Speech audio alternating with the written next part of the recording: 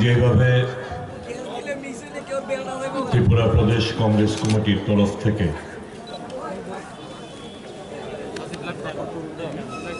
Airport থেকে শুরু করে কংগ্রেস ভবনের প্রাঙ্গণ এবং রাস্তার দুধারে অগণিত জনতা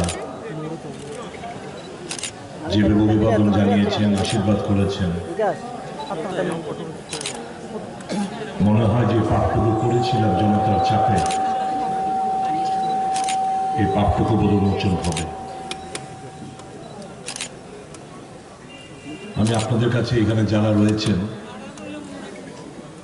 আমার বক্তব্য শুরু করার আগে যারা ভোটার সহ কংগ্রেস নেতৃত্ব 1.75%, এই 1.75%-এর মধ্যে যারাই রয়েছেন, বিরজিৎ বাবু, গোপাল বাবু থেকে শুরু করে অগণিত কংগ্রেস কর্মীদের উদ্দেশ্যে আমি বলবো, আজকে চলুন আমরা তাদেরকে অভিনন্দন জানাই হাততালির মাধ্যমে।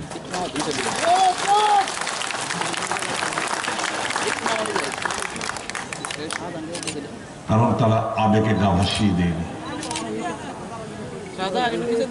একটা ঐতিহাসিক একটা সিদ্ধান্ত নিয়েছিলাম 25 বছর সরকারকে উৎখাত করার লক্ষ্যে, কিন্তু এটা যে বাস্তবে এত বড় একটা ভুল হতে চলছে এটা আমরা উপলব্ধি করিনি। তার জন্য আবারও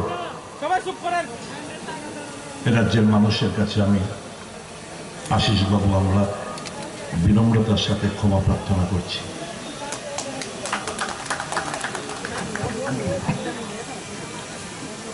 মাননীয় প্রদেশ কংগ্রেস কমিটির সভাপতি সত্যবিরোধী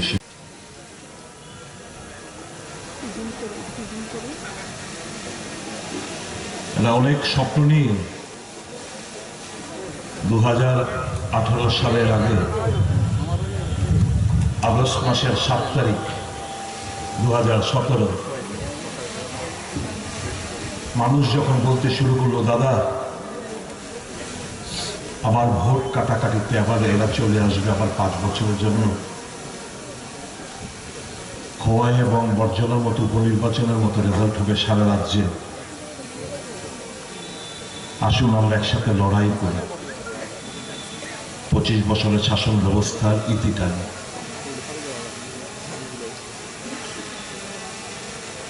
মানুষের চাহিদাকে সম্মান জানাতে গিয়ে এই 4 বছরে যা দেখলাম,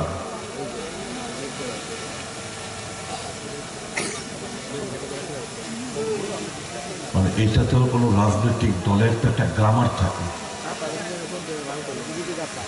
এই সরকার কিংবা এই দলের কোনো শিষ্টাচার কিংবা পলিটিক্যাল গ্রামার কিছুই নেই। এ রাজ্যের মানুষ আজকে অপমানিত। নাগরিকদের গণতান্ত্রিক ও সাংবিধানিক যে অধিকার সেগুলো কেড়ে নেওয়া হয়েছে।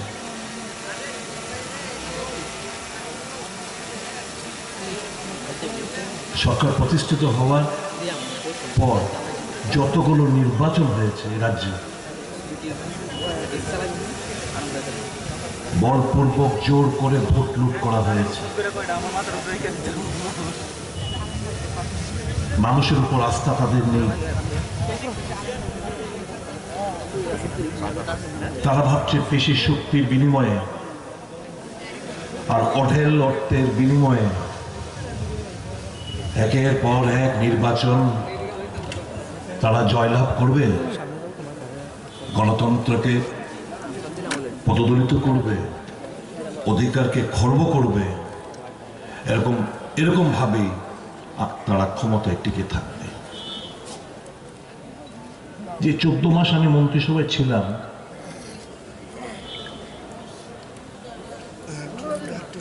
অনেক ধরনের বাধা বিপত্তি সত্ত্বেও চেষ্টা করেছিলাম এ রাজ্যের মানুষের স্বার্থে কিছু ভালো কিছু করার জন্য। যে 4টি দপ্তর আমাকে দেওয়া হয়েছিল, আপ্রাণ চেষ্টা করেছিলাম।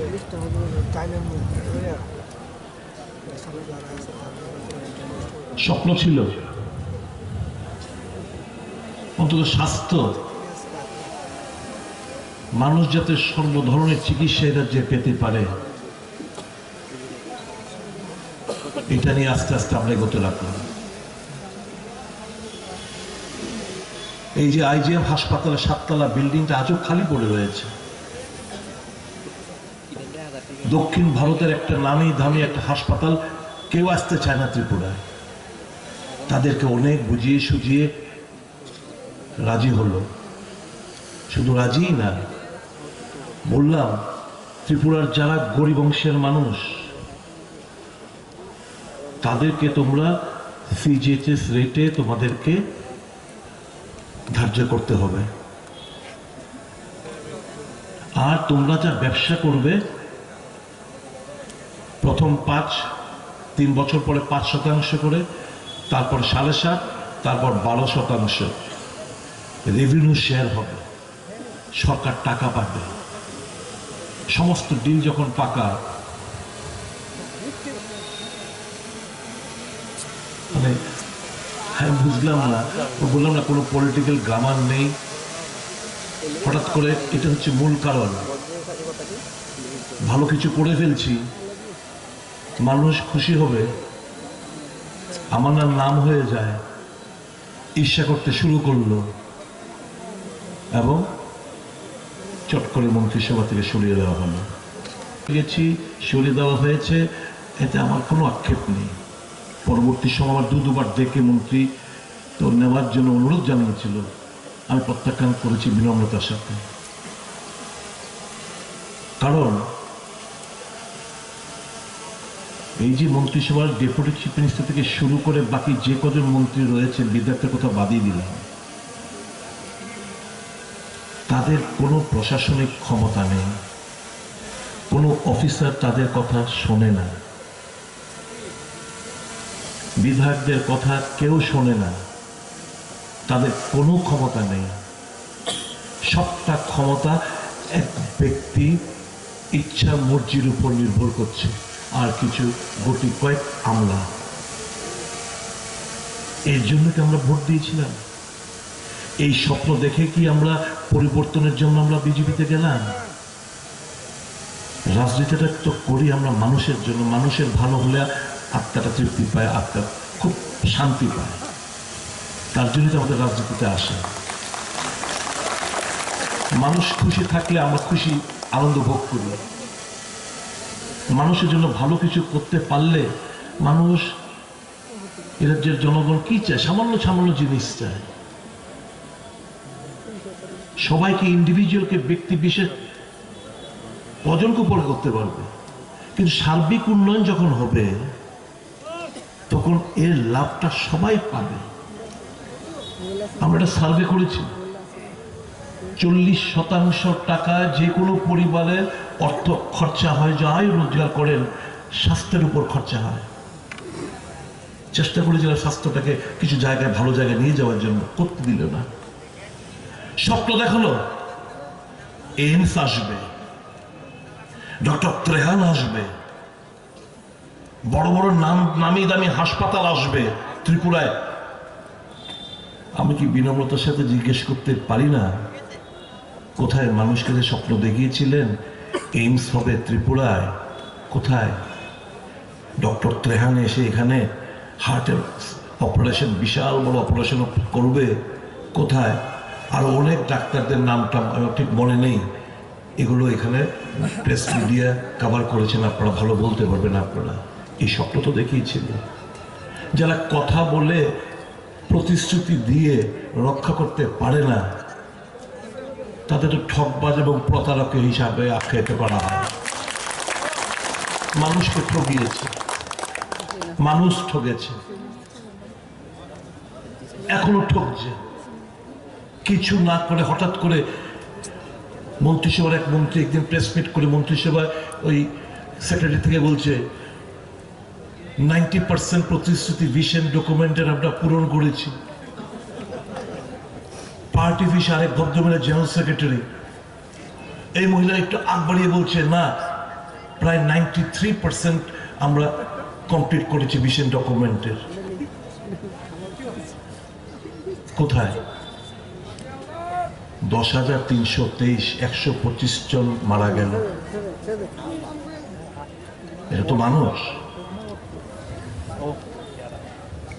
তাদের রং যাচাই না করে তাদের প্রত্যেকটি ঘরের সংসার যে কিভাবে চলছে, একবার কি তাদের মন কাঁদে না? কিছু কি করা যায় না?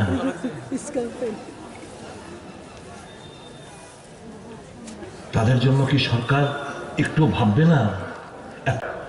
कलकत्ता से हूँ या असम से हूँ, क्यों त्रिपुरा को और ओ तुम्हारा इंटरनेट वाला, वो महाभारत का इंटरनेट में वो वाला मुख्यमंत्री वहां से हो, तो तुम तो उसी लायक उन्हीं जैसे हो।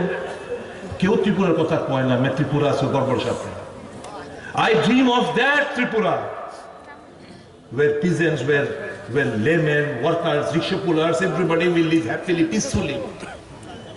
I dream of that Tripura where all religion will get the same honor value. ধর্মের নামে যেখানে ভেদাভেদ থাকবে না, I dream of that Tripura. I dream of that Tripura where peaceful mutual coexistence will exist. আসুন আমরা রাজ্যবাসীকে আমি অনুরোধ করব, আমাদেরকে সহায়তা করুন, সাহায্য করুন, আশীর্বাদ করুন। And we promise that we'll fight tooth and nail. আর যারা ভাবছে সিম্পল ইকুয়েশন, ম্যাথমেটিক্সের student, simple equation, complex equation অনেক কিছু আছে। সিম্পল ইকুয়েশনে যারা করছে উজ্জীবিত করার জন্য, তারা বাইরে গেছে গা, এখান থেকে একটা পার্সেন্টেজ ভোট দেবো গা, তাহলে বিজেপিরা এর মধ্যে ভোট কাটাকাটি, মাঝখানে আমরা বাইরে পড়ুন। যারা এই ইকুয়েশনে ভুগতেছেন, I will tell you, you are living in a fool's paradise. আমরা ইকুয়েশন করেই নামছি, এবং আমরা এটা বলি আজকে এখানে মঞ্চ থেকে, আপনাদের স্লোগানটা আমরা কেড়ে নিয়ে বলবো। আপনারা আগে বলতেন আমাদের কর্মী সমর্থকদের যে আমরা তো 21 থেকে গণবো, তোরা 1 থেকে গণবি। এবার আমরা বলতে চাইছি আমরা 21 থেকে গণবো, আপনারা 1 থেকে।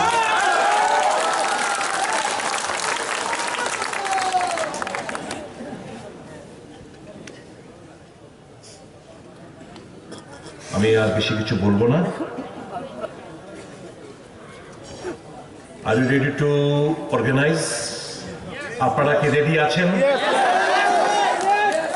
কংগ্রেসকে আপন, এটা আমাদের রক্ত, এটা আমাদের ডিএনএ, এটারে নিয়ে আগামী দিন জোরদার দুর্বার আন্দোলন করতে আপনারা প্রস্তুত? যদি যদি যদি বাহিক বাহিনী কিংবা উশৃঙ্খল যুবকরা যদি কোথাও বাধা দেখি কি হবে? প্রতিরোধ করতে পারবেন? Get ready for আমরা রেডি। একটা কথাই কব, ওই যে একটা কথা ছিল, স্বার্থ রাজনীতি না, মানুষের জন্য করি। আমি এসকে এপিল রাখবো, বিজেপির মধ্যে সব খারাপ না। নির্বাচন আসলে কৃষ্ণা প্রমুখের কথা মনে হয়, শক্তি কেন্দ্রের কথা মনে হয়, আমি সমস্ত তাদেরকে বলবো, শুভবুদ্ধি সম্পন্ন বিজেপি কার্যকর্তা যারা, ছাড়ো ভাই, কিচ্ছু পাইবা না। Use and throw is their policy. আমাদেরকে ব্যবহার করে আমাদেরকে থ্রো করে ফেলাই দিচ্ছে। তোমরা বোঝো তোমরা কি কোন ক্ষেতের মূল্যি।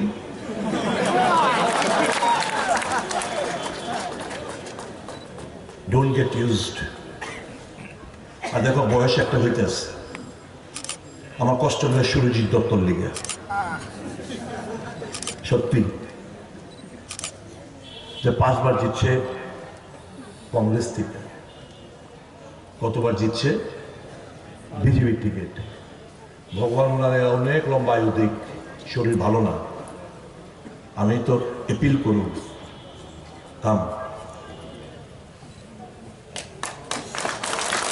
আমি আমার তো বয়স হয়েছে জানেন। একটা কথা আজকে বলি, মাই মিসেস ইজ সিটিং, এক্ষুনি আমি দেখেছি মিসেস বসে আছে। আজকাল করোনা যখন শুরু হয়েছে তখন মানুষ টকটক করে মরে যাচ্ছে।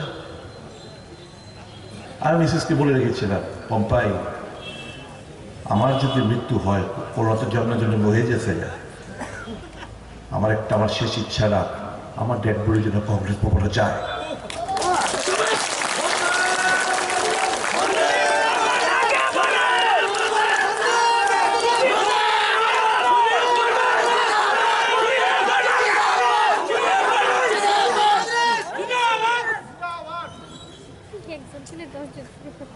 ডিএনএ রক্ত কংগ্রেসের।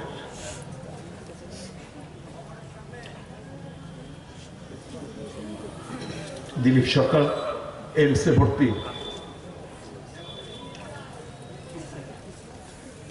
আমারে ফোন করলো যে সুদীপ আমি আইলে এই দল করণ যাইতো না, আমরা একটা সিদ্ধান্ত নিতে দিবি।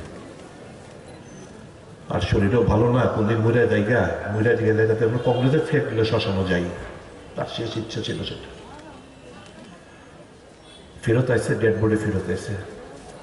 আর সেদিনকার গিয়া তার শেষ ইচ্ছাটা তার রক্ষা করা গেল না। I appeal to Surajit Dotto and others.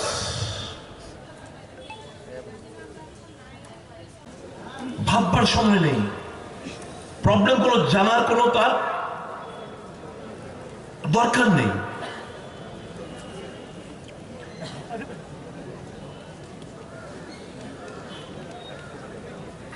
আজকে এডিসি যেহেতু এরা দখল করতে পারল না, অটোনমাস ডিস্ট্রিক্ট কাউন্সিলকে সঠিকভাবে টাকা পয়সা দিচ্ছে না, ভিলেজ কমিটি নির্বাচন ডিউ ডেট পার হয়ে গেছে, স্তব্ধ হয়ে পড়েছে, ওখানে কাজকর্ম লাটে উঠেছে। কনস্টিটিউশন অ্যামেন্ডমেন্ট করা দরকার। কোর কমিটির মিটিং আমি মণিপুরে তখন পার্লামেন্ট নির্বাচনের আগে অমিত ভাই সাহাজি ডেকেছিল। আমি বললাম भाई साहब एडीसी को एम्पावरमेंट करना है, डायरेक्ट फंडिंग देना है, इससे जनजातियों को बहुत बड़ा फायदा मिलेगा, विकास होगा। बोले यार आप क्या बात कर रहे हो, एडीसी का एम्पावरमेंट मतलब जानते हो, ये क्रिश्चियनिटी का एम्पावरमेंट होगा। ये इनका सोच है। Empowerment of ADC means empowerment of Christianity, এটা হচ্ছে তাদের সোচ।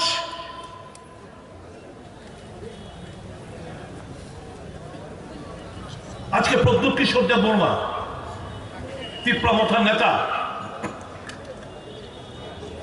তাকে কাজ করতে দেওয়া হচ্ছে না। টাকা টাইট মানে বদনা মানো।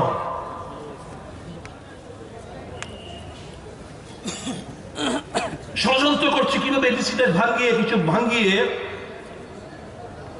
এডিসিটা দখল করা যায়।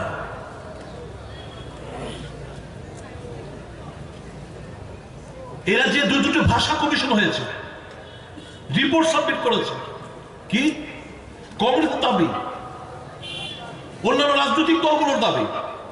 এবং আমি শুনছি সিপিএম দল যে ভাষা, যে লিপি, যেটা তারা বাংলা লিপি দাবি করেছিল, এখন তারা তাদের স্ট্যান্ড চেঞ্জ করে রোমান হরফে, তারা যাতে এই ককবরক ভাষা লিপি যাতে রোমান হরফ হয় তার জন্য তারাও তাদের চেঞ্জ করবে না।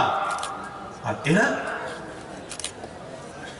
ভারতীয় জনতা পার্টির কি স্ক্রিপ্ট বলতে পারেন? দেবনাগরী স্ক্রিপ্ট।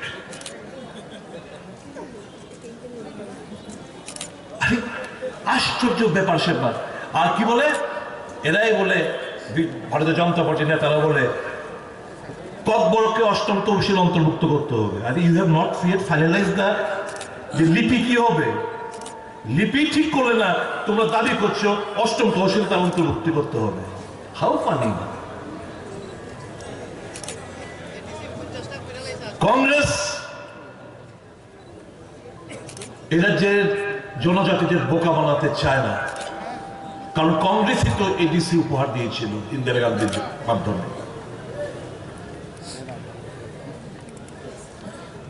আমাদের পরিষ্কার দাবি, more empowerment to ADC, direct funding to ADC. কোথায়? আমরা কেন কেন এরা ফ্রাস্ট্রেটেড হবে না? আমরা প্লেন্সের সমতলে যারা আছে, আমাদের 3 টায়ার পঞ্চায়েত, এদের single tier panchayat. Obviously fund flow সমতলে যেভাবে 3 টায়ার পঞ্চায়েত হওয়ার প্রেক্ষিতে ফান্ড ফ্লো হচ্ছে, ওখানে ফান্ড ফ্লো নেই, কারণ single tier panchayat. For that you require the amendment to the 6th schedule of the constitution of India. They are not bothered. এরা এই সমস্ত ব্যাপার তাদের মাথার মধ্যেই নেই।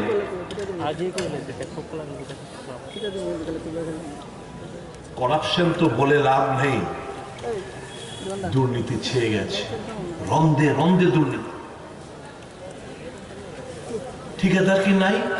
কাজ তো ঠিকাদার, আমাদের ত্রিপুরা স্টেটের ঠিকাদার করে, বহিরাজ্যের থেকে। দেখুন কিভাবে করে, বহিরাজ্যের ঠিকাদারকে এনে তাদের ক্রেডেনশিয়াল দেখে অফিসারকে বলা হয় টার্নওভার এরকম দাও যাতে আমাদের রাজ্যের কোনো ফার্স্ট ক্লাস কন্ট্রাক্টর যেন এই টার্নওভার দা দেখাতে পারে। এমন একটা ক্লজ দিয়ে দিল যে আমার রাজ্যের ঠিকাদাররা ডিপ্রাইভ হইলে বঞ্চিত হয়ে গেল। এবং বহিরাজ্যের সঙ্গে পর্তা কইরা হাই রেটে নতুন শিডিউল অফ রেটস, যা 40%, 50% অ্যাবাভ টিএসআর রেটে, ত্রিপুরা শিডিউল অফ রেটের উপর কাজ দিয়া বখরা বানায় লায়, পর্তা করে লায়। আর কি talent is being wasted in our state.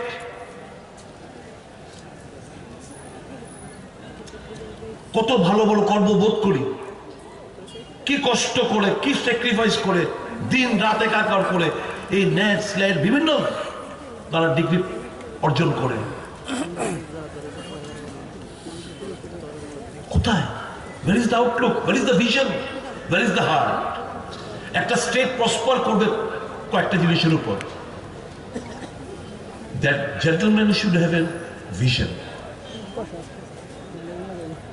that gentleman should have a lion's heart. He's a chicken-hearted fellow. আত্মাই নেই, মন নেই। মানুষের ব্যথা বেদনা গুলো তাদের কোনো হৃদয়কে স্পর্শ করে না। আর সর্বোপরি আইন শৃঙ্খলা ঠিক থাকতে হবে। আইন শৃঙ্খলা ঠিক নেই। একটা শিল্প এসছে বলুন, মাঝারি কিংবা বড় একটা শিল্প স্থাপিত হয়েছে রাজ্যে।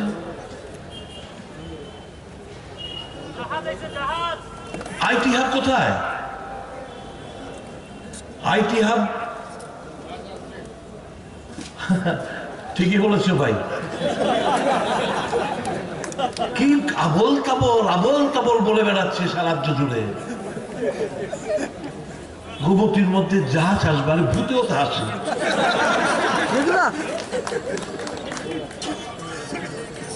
এই যখন অবস্থা, সারা রাজ্য জুড়ে স্লোগান কি ছিল? হাম নেশা মুক্ত ত্রিপুরা বানায়েঙ্গে, নেশা মুক্ত ত্রিপুরা। আর শুনতে কত ভালো বলুন তো। এমন কোন স্কুল কলেজ পাড়ার অলি গলি বাদ আছে যেখানে নেশায় আচ্ছন্ন আমার ছাত্র যুবকরা না? My heart ক্রাইস for them. কিসের রাজনীতি করি আমরা? চোখের সামনে আমার ছাত্র সমাজ, আমার যুব সমাজ ধ্বংস হয়ে যাচ্ছে নেশায় আকৃষ্ট হয়ে। We are undone, we are helpless.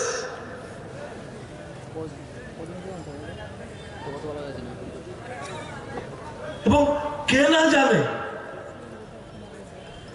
এই ড্রাগস নেশা কারবারির সাথে কারা কারা জড়িত কে না জানে। এক দুবার ধরেছিল,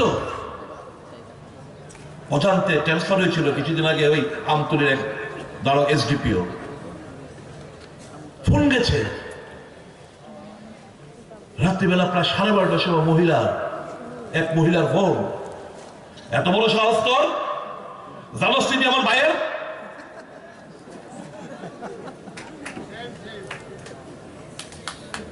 কে না জানে অবাধে অবাধে নেশা কারবার চলছে রাজ্যে। আর লোক দেখানো কিছু নাটক মঞ্চস্থ, কিছু গাঁজা খেত নষ্ট করে, আর ত্রিপুরার অর্থনীতিটা শেষ।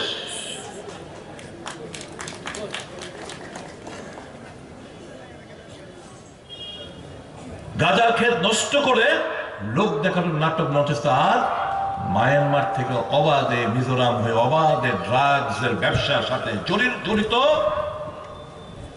এই শাসক দলের কিছু নেতা কোটি কোটি টাকা বানাচ্ছে। গরিব শ্রমজীবী মানুষের কাজ নেই, হাতে টাকা নেই। কি কষ্টে দিন কি দিন দ্রব্যমূল্য বৃদ্ধি হচ্ছে। একদিকে দ্রব্যমূল্য বৃদ্ধি, আকাশ ছোঁয়া জিনিসপত্র যা নাগালের বাইরে, তারপর কাজ নেই, মজুরি বৃদ্ধি নেই। এই যে ধরুন আমাদের রাজ্যে আশা, অঙ্গনাদি, রেগা কর্মচারী, এনএচএম, অন্যান্য কন্ট্রাকচুয়াল স্টাফ যেগুলো আছে, কেন তাদের মজুরিটা বৃদ্ধি করা হবে না? Where is the problem? চিন্তা করার সময় তো নেই। वापस नहीं आने वाला है। और हमारा लक्ष्य सुन लीजिए, तालियां बाद में। हमारा लक्ष्य ये है कि एक भी सीट वो लोग यहां से ना जीत पाए। একটা সিট এদেরকে আমরা জিততে দেব না, এটাই হচ্ছে আমাদের লক্ষ্য এবং টার্গেট। মানুষকে দাবিয়ে, মানুষকে চোখ রাঙিয়ে, ভয় দেখিয়ে, অর্থের জোরে এটা আমরা চলতে দেব না। আইন শৃঙ্খলা চরম অবনতি। 2020 আর 21-এর স্ট্যাটিস্টিক্সটা আমি একটু দিলে বুঝে যাবেন।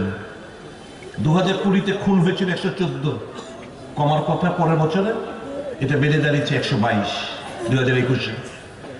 অপহরণ 2020-তে ছিল 127, গিয়ে দাঁড়িয়েছে 2021-এ 137। ডাকাতি ছিল 3টা 2020-তে, 21-এ হয়েছে 7টা। চুরি ঘটনা ঘটেছে 353টি 2020-তে, 2021-এ 361টি। রায়োটিং 2020-তে 83টি, 2021-এ 117টি। আর 18 থেকে 2018 সরকার প্রতিষ্ঠিত হওয়ার পর থেকে এই মাস অব্দি 517 জনকে খুন করা হয়েছে। 517 জনকে খুন করা হয়েছে।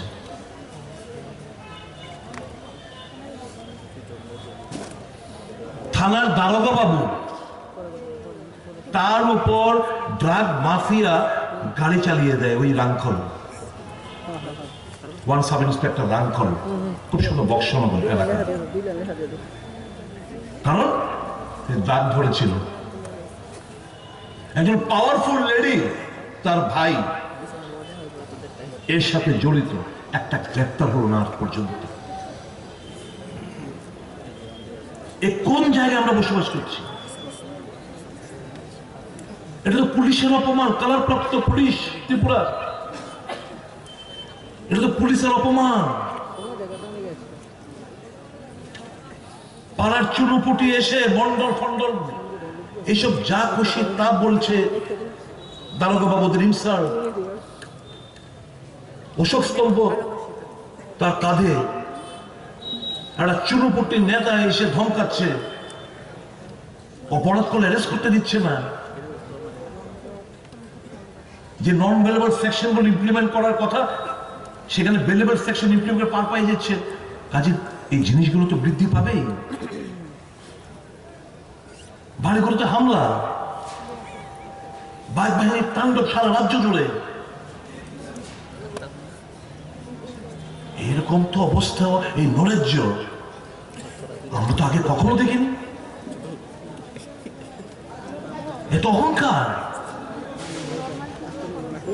এত দাম্ভিকতা, এটা রাজ্যের মানুষ সহ্য করবে? আমি শুধু পুলিশদের কাছে একটা অনুরোধ করতে চাই, এ রাজ্যের মানুষ তো আপনারা, থানার দারোগা বাবুরা, পুলিশে যারা কাজ করেন, এ রাজ্যে যারা,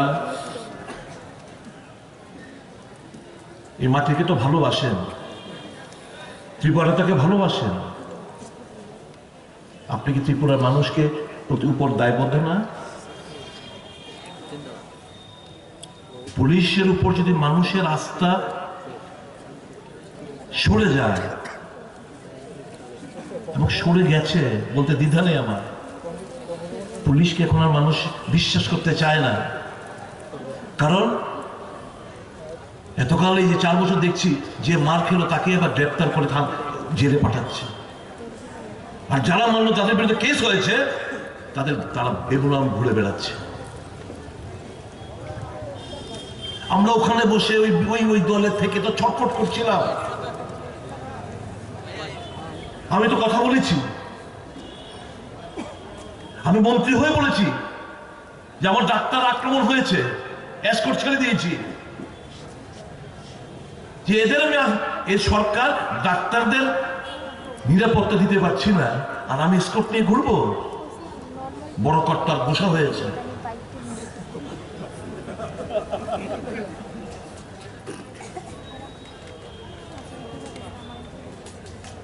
এ রাজ্যের বেকারত্বে আমরা 3য় স্থানে রয়েছি। পার্সেন্টেজ কত? 17.1%। আচ্ছা, ম্যানিফেস্টোতে ওই যেটা ভিশন ডকুমেন্টে বলা হয়েছিল না, বছরে 50,000 চাকরির এসুরেন্স দেওয়া হয়েছিল, প্রতিশ্রুতি দেওয়া হয়েছিল না? প্রত্যেকটি বছর বাজেট এট এ গ্লান্স, একটা বই যখন বাজেট পেশ করা হয়, বাজেট এট এ গ্লান্সের পেছনের দিকে থাকে এই বছর, আগামী বছর কতজন আপনার রিটায়ারমেন্টে যাবে। প্রত্যেক বছর আনুমানিক 3.5 থেকে 4,000 করে রিটায়ারমেন্টে যাচ্ছে। নিয়োগ কোথায়? এবং 1 বছরই পদগুলোর পর এবলিশ হয়ে যাচ্ছে, তার আবার নতুন করে পদ সৃষ্টি করতে হচ্ছে। এ তো বেকারদের সঙ্গে একটা সম্পূর্ণ প্রতারণা করা হচ্ছে। কর্মসংস্থান का व्यवस्था करेंगे,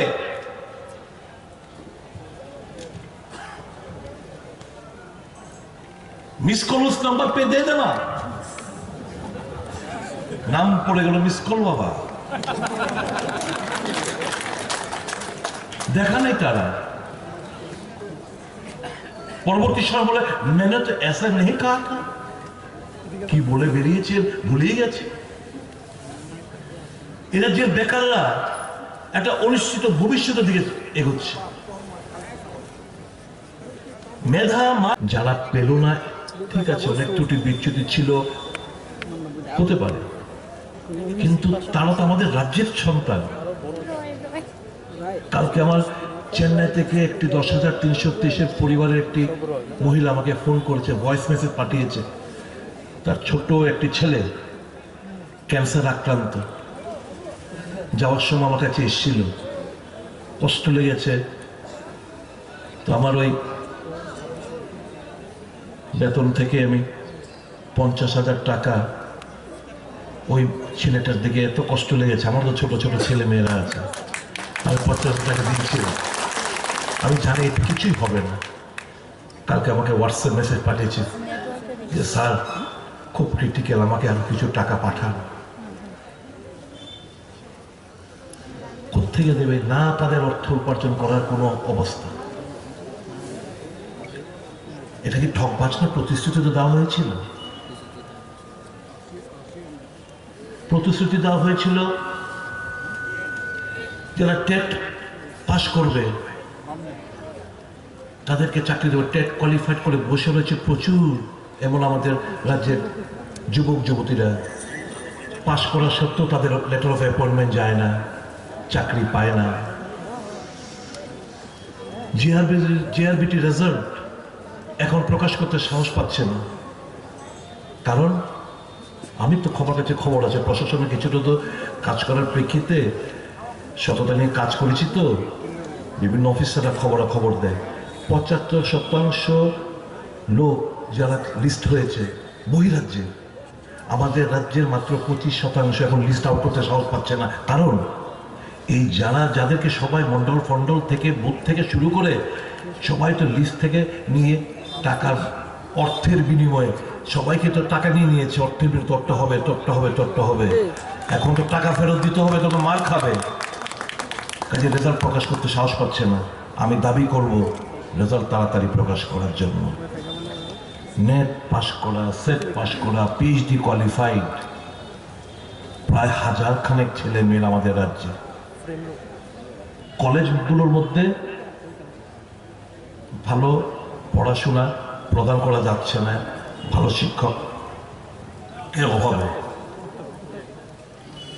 প্রতিশ্রুতি তো দেওয়া হয়েছিল, কেন তাদেরকে অ্যাবজর্ব করবে না? এখনো কলেজগুলোর মধ্যে ওই তখন ছিল না, পাওয়া গেছিল না পোস্ট গ্রাজুয়েট টিচার, তারা কলেজে পড়াশোনা করাচ্ছে, which is completely against UGC rules। UGC যে নিয়ম, সেই নিয়ম মতে নেট সেট কিংবা পিএইচডি কোয়ালিফাইড ছাড়া কলেজগুলোতে পড়াশোনা করানোর কোনো স্কোপ নেই। প্রতিশ্রুতি ছিল, এখনো কোনো অ্যাবজর্পশন নেই। আমি দেখছি মাদ্রাসার শিক্ষক 3-4 মাস ধরে শিক্ষকরা বেতন পাচ্ছে না, কোনো উদাসীন। প্যারামেডিক্স, নার্স, ছেলেমেয়েরা কত কষ্ট করে পড়াশোনা করে, পোস্ট খালি পড়ে রয়েছে। নার্সের প্রচুর পোস্ট খালি, অ্যাবজর্পশন নেই, বন্ধ হয়ে রয়েছে। আর যাই করছে সব আউটসোর্সিং, এবং আউটসোর্সিং কারা? বহির্রাজ্যের, অধিকাংশ বহির্রাজ্যের লোকদের। কোথাও 14,000 টাকা যদি ধার্য করা হয়ে থাকে, যে লোক আউটসোর্সিং যে কন্ট্রাক্ট যাকে দেওয়া হচ্ছে, সে প্রত্যেকটি কেন্দ্র থেকে 5-6 হাজার টাকা করে সে কাটপানি খাচ্ছে, আর ওকে দেওয়া হচ্ছে ধরো 6-7 হাজার টাকা কিংবা 8,000 টাকা। এরকম হাজার হাজার পোস্টগুলো এখন আউটসোর্সিং এর মাধ্যমে নিয়োজিত হচ্ছে, আর ওই বহিরাজ্যের কন্ট্রাক্টর এনে তাদেরকে এখানে দেওয়া হচ্ছে। এই যে আর্তনাদ, এই যে অশ্রু জল, এই যে অবহেলা, এগুলো কি তাদের হৃদয়কে স্পর্শ করে না? আমি দেখছি কি এখন দিব্যি ঘোরা বেড়াচ্ছে, টিএসআর ক্যাম্পগুলো ভিজিট করছে, ঝুলাসিনে ঝুল খেতে যাচ্ছে।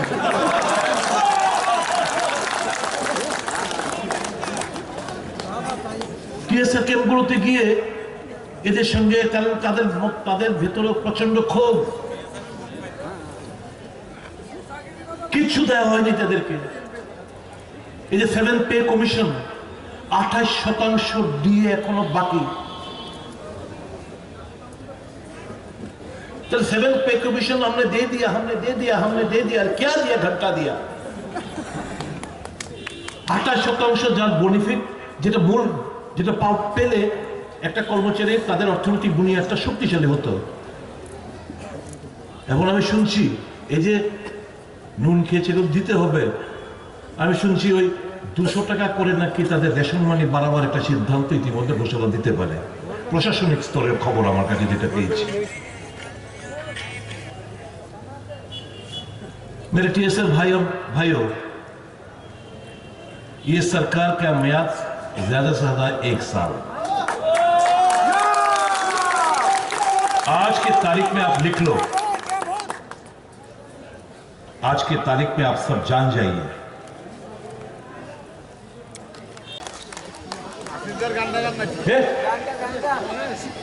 भारतीय जातीय कांग्रेस जिंदाबाद। आगाम ना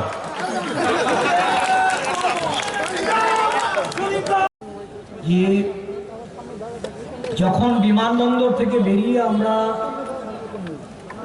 রওনা হয়েছি, পথের দুধারে বিশেষ করে 6 আগরতলা বিধানসভা নির্বাচনী ক্ষেত্রে যখন আমরা প্রবেশ করি এবং বরজলায় রাস্তার পাশে যেভাবে মানুষ উৎসাহ নিয়ে উচ্ছ্বাস নিয়ে আমাদের স্বাগত জানাতে দুপাশে এসে জড়ো হয়েছে, আজকে এইখানে পৌঁছতে আমাদের প্রায় 3 ঘন্টা সময় লেগেছে। অজয়জি বলছিলেন যখন 6 আগরতলা বিধানসভা ক্ষেত্র দিয়ে আমরা আসছিলাম, কাতারে কাতারে মানুষ রাস্তার উপরে দাঁড়িয়ে স্বাগত জানাচ্ছেন, সুদীপ বাবুকে অভিনন্দন জানাচ্ছেন, অভিবাদন জানাচ্ছেন। তখন অজয়জির মুখ থেকে বেরিয়েছে ये आशीष जी, ये कॉन्स्टिट्यूंसी सुदीप जी का है। मैंने कहा है उनका ही है, तो उन्होंने झट से बोल दिया कि टाइगर अभी जिंदा है, टाइगर अभी जिंदा है।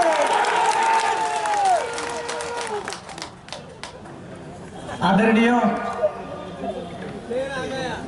त्रिपुरा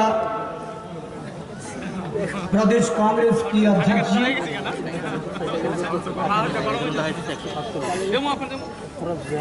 मेरे परम पूजनीय हमारी पूर्वतन कांग्रेस सरकार की मुख्यमंत्री आदरणीय समीर रंजन बर्मन जी, हमारे परम मित्र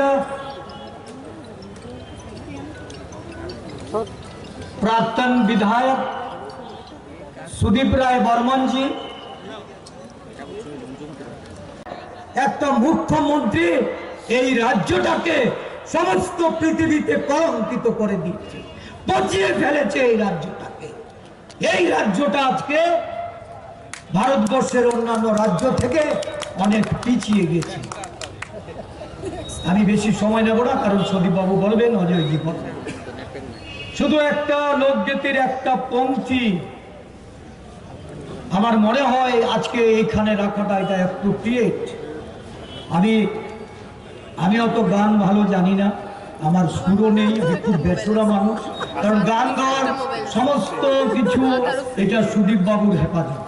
তবু আমি বললাম আচ্ছা একটু যদি আমি গাইতে পারি দেখি। লোকগীতি একটা আছে, আমি তো ভালো না বলে, এইটা আমি একটু অন্যভাবে অন্য সুরে যাচ্ছি। হ্যাঁ, তুমি তো পচা মাল,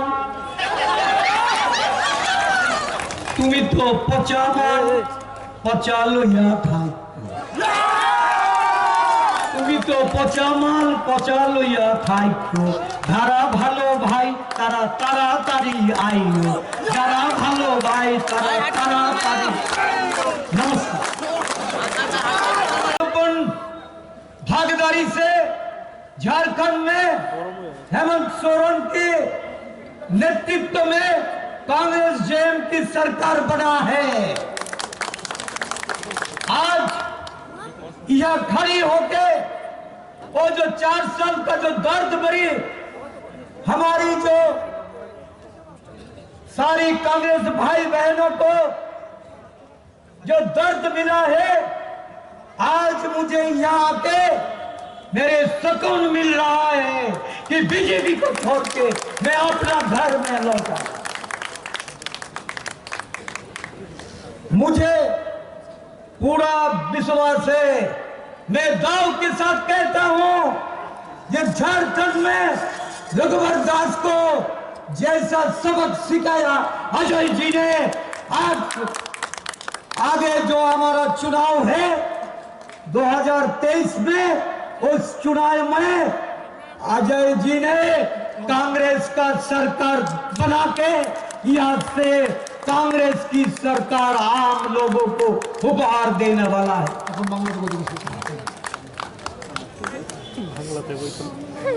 আমাদের সাথে আজকে হাজার হাজার ব্রাইট র্যালি করে এখানে এসেছে। বিগত 4 বছর যাবত একটা সরকার সমস্ত গণতান্ত্রিক প্রক্রিয়াকে চুরমার করে দিয়ে, গণতন্ত্রকে ধূলিসাৎ করে দিয়ে, প্রশাসনকে অপব্যবহার করে নির্বাচনে জয়লাভ করার যে স্বপ্ন তারা দেখেছে, আজকে সেই স্বপ্নে বিভোর হয়ে বাইক বাহিনীর উপর যারা নির্ভরশীল হয়েছেন তাদেরকে আজকে এই মঞ্চ থেকে আমাদের বাইক নিয়ে যারা মিছিলে গেছেন তাদেরকে আমরা বলবো, হামলা করার জন্য নয়, হামলা প্রতিরোধ করতে বাইক তৈরি রাখুন।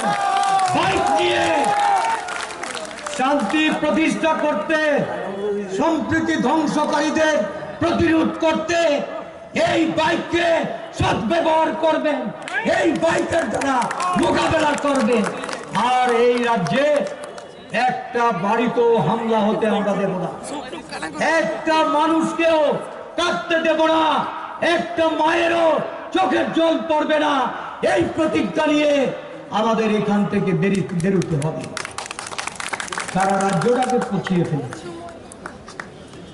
বেকাররা, আজকে কর্মসংস্থান নেই, সরকারি কর্মচারীদের বেতন ভাতার কোনো ধরনের উদ্যোগ নেই, জবরদস্তি ট্রান্সফার চলছে, সারা রাজ্য জুড়ে কর্মহীন মানুষ, ওই রেগান নামে লুটপাট চলছে, দুর্নীতিতে নিমজ্জিত হয়ে একটা সরকার এমন জায়গায় চলে এসেছে যে এখন শুধু সমস্ত বিজেপি দল তাতে পচন ধরে গেছে।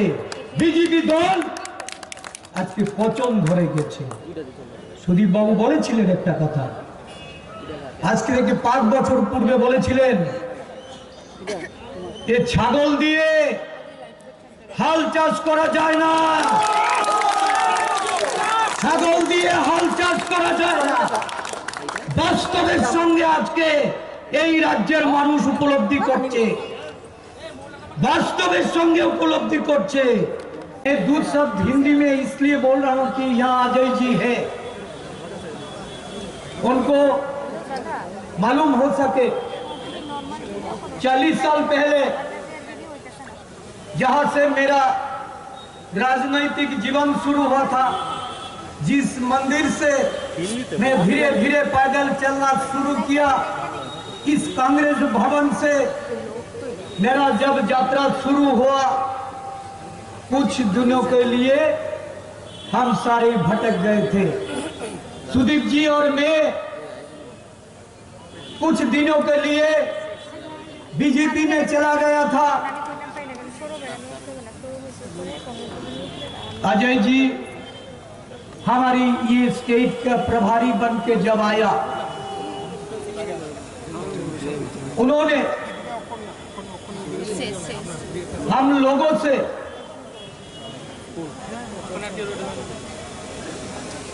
उनका कोशिश लगा के रखा कि कैसे इन लोगों को वापस लेके आओ। हम जानते हैं कि पिछले 4 साल कितना दर्द